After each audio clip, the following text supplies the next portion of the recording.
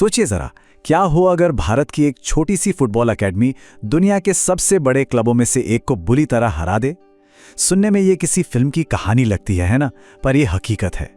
चलिए आज बात करते हैं मिनर्वा एकेडमी के उसी ऐतिहासिक उलटफेर की पूरी कहानी की।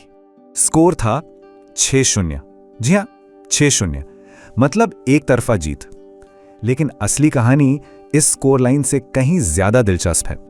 और ये मैच था भारत की एक छोटी सी एकेडमी मिनर्वा एकेडमी और फुटबॉल की दुनिया के एक बहुत बड़े नाम लिवरपूल फुटबॉल क्लब के बीच। तो जाहिर है सवाल यही उठता है कि ये हुआ तो हुआ कैसे।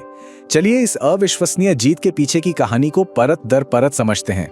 स्कोर तो सबने देख लिया, हर जगह हेडलाइन बन गई, पर क्या यही पूरी तस्वीर है या इसके पीछे भी कोई कहानी है? और इसी सवाल का जवाब जानना बहुत जरूरी है, क्योंकि इस वायरल हेडलाइन के पीछे का सच इस जीत को और भी खास बना देता है। चलिए अब उस पूरे कॉन्टेक्स्ट को समझते हैं। तो सबसे पहली बात, ये कोई सीनियर टीमों का मैच नहीं था, ये एक अंडर 15 लेवल का यूथ मैच था जो स्पेन में एक बहुत ही प्रतिष्ठित MIC कप के नॉकआउट स्टेज में खेला गया था। और हाँ, माइकेप कोई ऐसा वैसा टूर्नामेंट नहीं है, ये दुनिया की सबसे बेहतरीन यूथ एकेडमियों के लिए एक बहुत बड़ा मंच है, जहां बार्सिलोना और रियल मैड्रिड जैसी टीमें भी हिस्सा लेती हैं। तो भले ही ये यूथ लेवल का मैच था, लेकिन इसका स्टेज बहुत बड़ा था। तो मंच पूरी तरह तैयार था। एक तरफ दुनिया के बेस्ट यंग टैलेंट्स और दूसरी तरफ हमारे भारत के लड़के। आइए देखते हैं कि मैदान पर उस दिन असल में हुआ क्या था।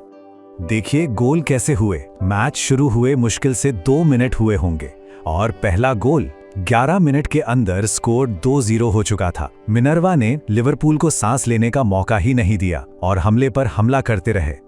इस जीत के हीरो कौन थे?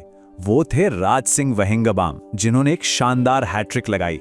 उनके साथ साथ मोहम्मद आजम खान ने 2 और लिशाम अमरसन सिंह ने 1 गोल करके इस बड़ी जीत पर मोहर लगा दी। तो मतलब साफ है, ये कोई तुक्का नहीं था। मिनर्वा की रणनीति कमाल की थी। उनका हाई प्रेसिंग का तरीका, यानी जैसे ही गेंद खोई उसे तुरंत वापस छीनने की कोशिश, इसने लिवरपूल के खिलाड़ियों को गलतियां करने पर मजबूर कर दिया। कह सकते हैं कि मैच का फैसला तो असल में पहले 11 मिनटों में ही हो गया था।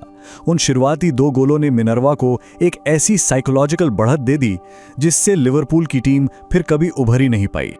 पर रुकिए, ये जीत कोई रातों रात का कमाल नहीं थी। इसके पीछे सालों की मेहनत और एक शानदार ट्रैक रिकॉर्ड छिपा हुआ है। बात करते हैं मिनर्वा एकेडमी की, जिसकी स्थापना 2005 में रंजीत बजाज ने की थी और इसे भारतीय फुटबॉल की फैक्ट्री भी कहा जाता है। ये एकेडमी लगातार देश को बेहतरीन फुटबॉल टैलेंट देती रही है। और जरा इनकी जर्नी पर नजर डालिए।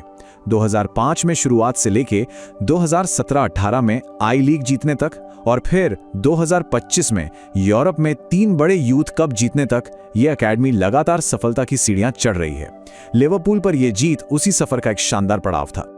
और इस जीत को जो बात और भी खास बना देती है वो ये है कि टीम ने ये सब बिना देश के फुटबॉल फेडरेशन के किसी भी सपोर्ट के हासिल किया। ये उनके जुनून और हिम्मत को दिखाता है।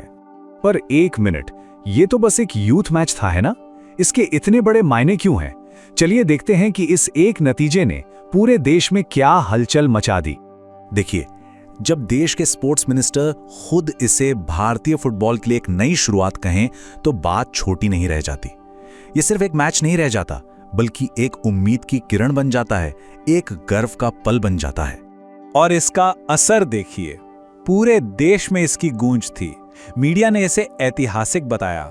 सोशल मीडिया पर यह खबर आग की तरफ फैल गई और इसने ग्रास रूट लेवल पर फुटबॉल के भविष्य को लेकर एक नई बहस और एक नई उम्मीद जगा दी।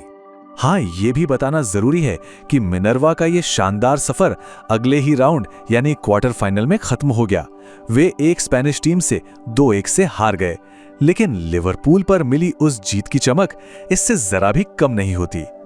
तो आखिर में सवाल यही बचता है, क्या एक यूथ मैच की जीत सचमुच भारत जैसे देश के फुटबॉल का भविष्य बदल सकती है? क्या ये एक नई क्रांति की शुरुआत है या फिर इतिहास का बस एक सुनहरा पन्ना? खैर, इसका जवाब तो वक्त ही देगा, लेकिन मिनर्वा के इन युवा खिलाड़ियों ने एक बहुत बड़ी उम्मीद जरूर जगा दी है।